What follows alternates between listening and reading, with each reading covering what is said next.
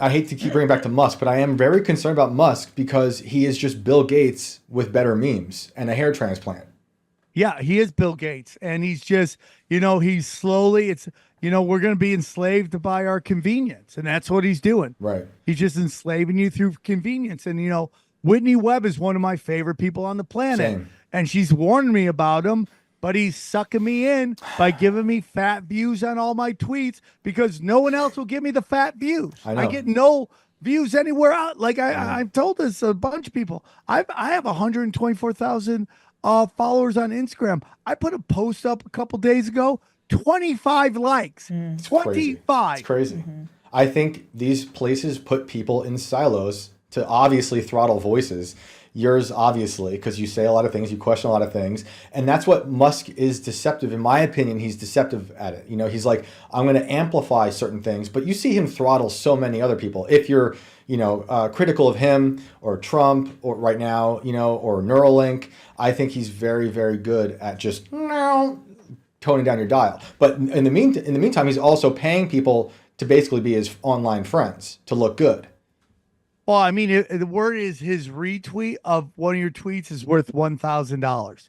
If you retweet your stuff, you'll make $1,000. That's crazy. Yeah, I just don't trust it. And then on top of all that, going back to politics, who you trust, who is in Trump's circle, it's like JD Vance, smart guy, but he's homies with Peter Thiel.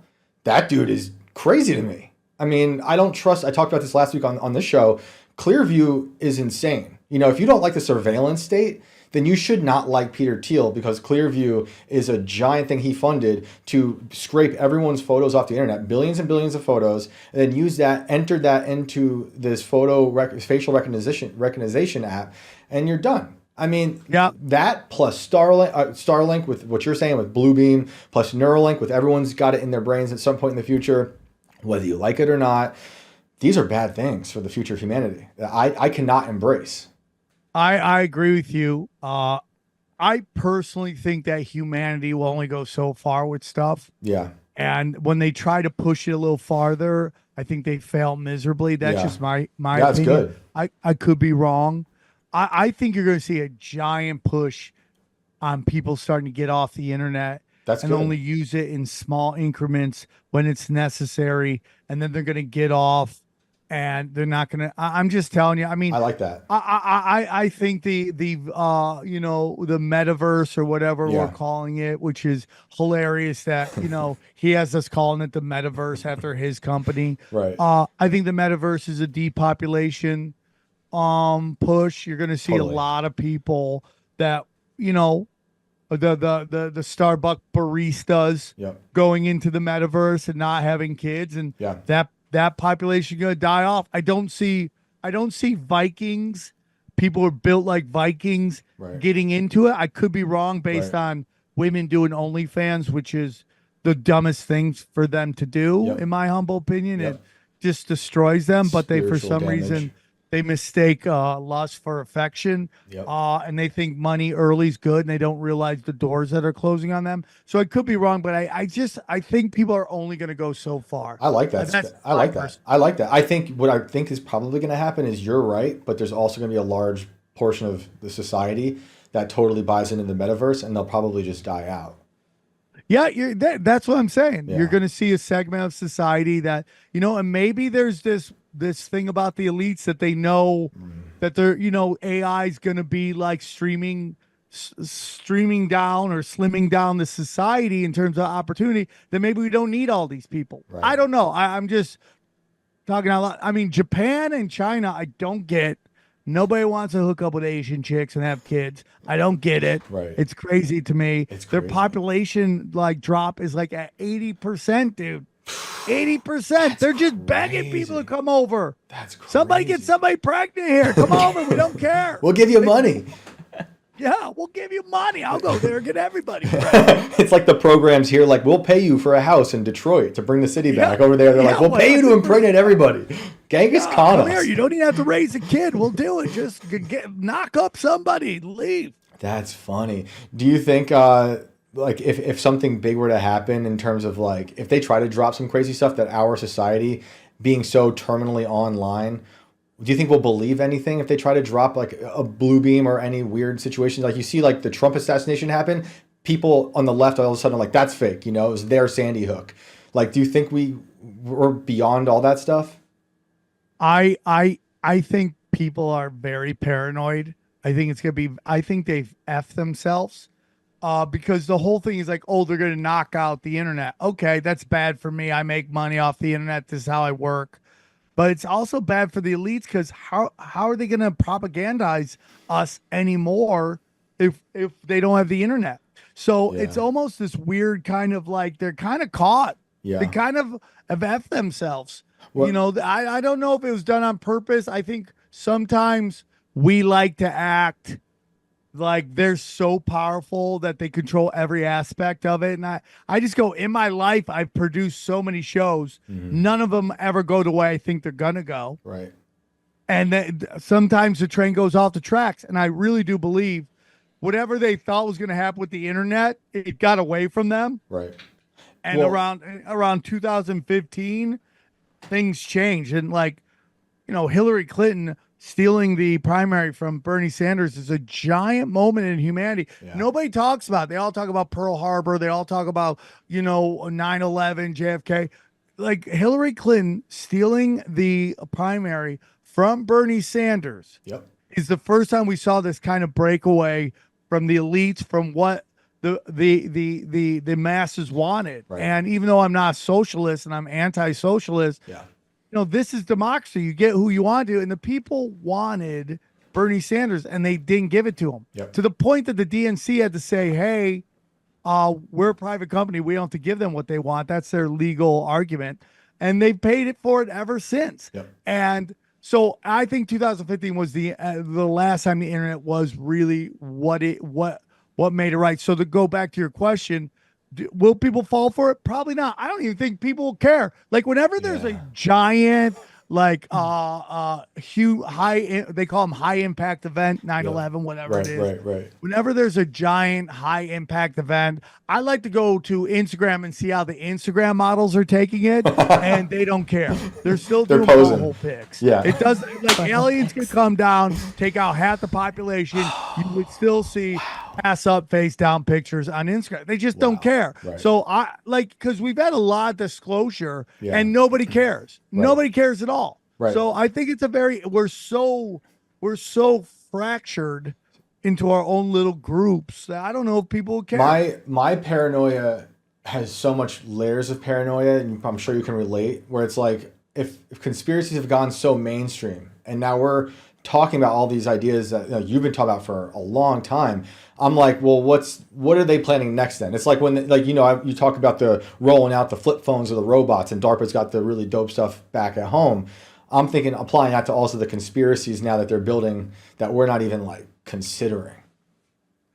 I mean, I mean, like the first Trump assassination, okay. Yep.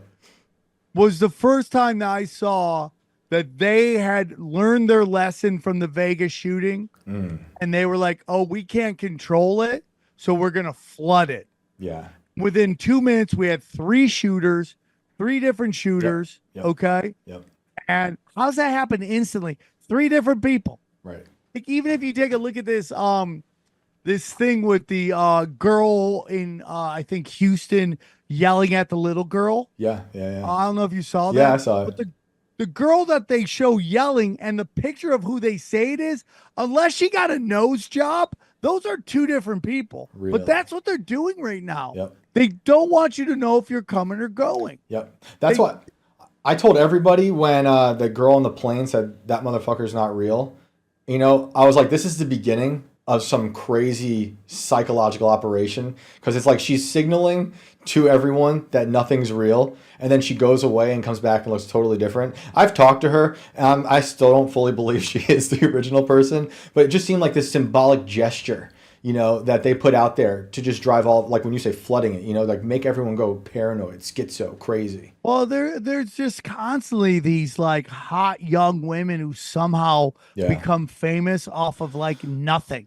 Yep. Like Hawk that motherfucker back there ain't real. Yep. the N-word chick, right, and then the Hawk Tui chick. And it's like, it's just really weird to me how they just blow up out of nowhere. And the Hawk Tui is the weirdest one of all because now she's suing the guy who shot the video for the rights to the video. And it's like, whatever sympathy or like love that I had for you, because I felt she was pretty wholesome at first. Now I think like you're a real scumbag for doing that. And that poor guy is like the Ray J of the Hawk Tui girl, right? Like poor Ray J. Like he's in a video with Kardashian. He gets no action. No one knows where he went. Same thing with the guy asking her the question. She blows up, famous everywhere. He's just like, can I get a little love whatsoever? Which is an interesting thing about society and this male toxicity this patriarchy I constantly